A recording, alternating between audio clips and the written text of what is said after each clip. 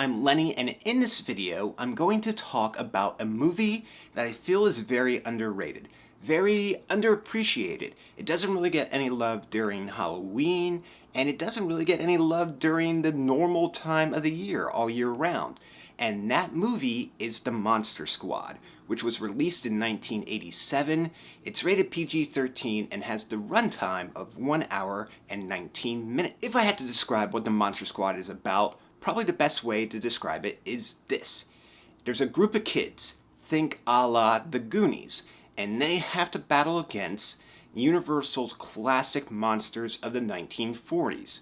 Dracula, Frankenstein, Wolfman, the creature from the Black Lagoon, the Mummy, but it takes place during modern times, or what would have been modern times back in 1987. The movie begins 100 years in the past in Transylvania, and Van Helsing is leading the villagers up to Dracula's castle to vanquish him. And he's also going to collect an amulet that Dracula has in his possession. This amulet is very important because it contains the essence of goodness. This amulet is what keeps the balance between good and evil equal. And it basically is what keeps the darkness and evil at bay from overrunning and overpowering the world. When you have an item like this, there's always some kind of caveat. And the caveat is this. Once every 100 years, during the stroke of midnight, the amulet, which is indestructible, becomes weakened at this one time. The forces of evil would then be able to break the amulet, destroy it, and this would throw the balance off completely, which means darkness and evil would overrun the world. We can't have that. Or maybe that's what's happening in 2020. Truth of the matter is this, Van Helsing and the gang, they fail, and a vortex opens up which swallows Van Helsing. 100 years later, now in the present, and again what would be present day 1987, is where the story now picks up. Dracula is back, and it's 100 years later within the film, which means if Dracula can find the amulet and destroy it, game over for everybody. As a kid, I loved this movie. Now, in all honesty, is it as great of a movie as The Goonies? No, it's very hard to top The Goonies.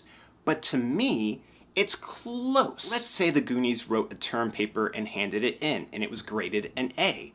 If The Monster Squad did the same thing, it would be a B. So they're very close. As a kid, I watched this movie all the time because I was in love with horror films very early on, and it dealt with kids my age who had to save the world. It wasn't up to the adults, it was up to the kids, because the adults didn't understand what was going on, nor did they believe what was going on. They weren't equipped with the knowledge to fight back. That, to me, as a kid, was very appealing, knowing it was up to the kids to save the world. It was up to the kids to fight back against this evil. Dracula, who is in town because he's in search of Van Helsing's diary, which has within it how to perform the ritual and how to destroy the amulet. Both items happen to be within this town. The main character, Sean, who's also the leader of the Monster Squad, gets his hands on Van Helsing's diary. Dracula is now targeting Sean because he wants that diary.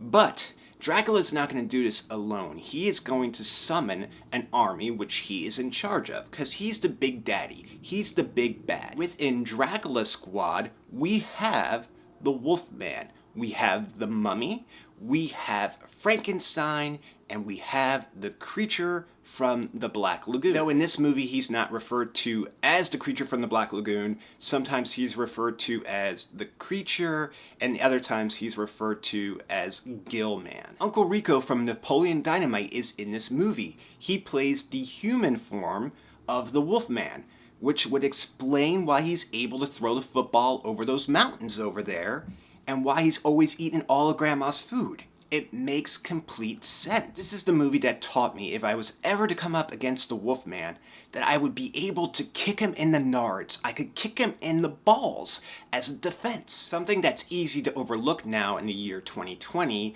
is the use of practical effects and great practical makeup. This film had the legendary monster creator Stan Winston working on it and doing the makeup and monster effects for it.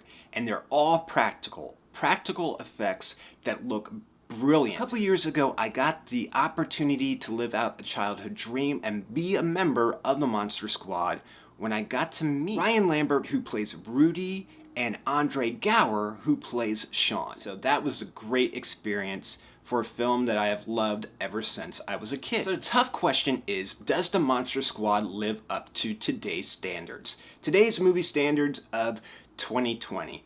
And that's difficult to say because I'm too close to the film. I have an attachment to the film because it's part of my childhood.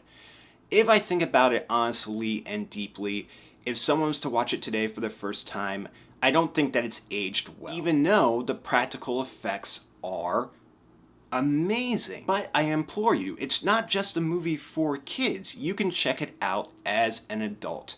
And I would really love to know what you think of the Monster Squad, especially if this is your first time viewing it ever. If you have no attachment from it, if you've never seen it in your childhood, what do you think of the Monster Squad today?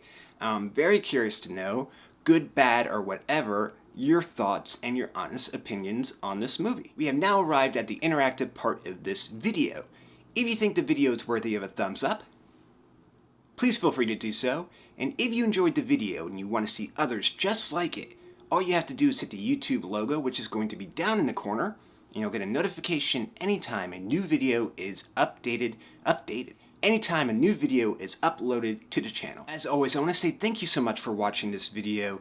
Thank you for your time, and thank you for the opportunity to talk about these things that I'm passionate about.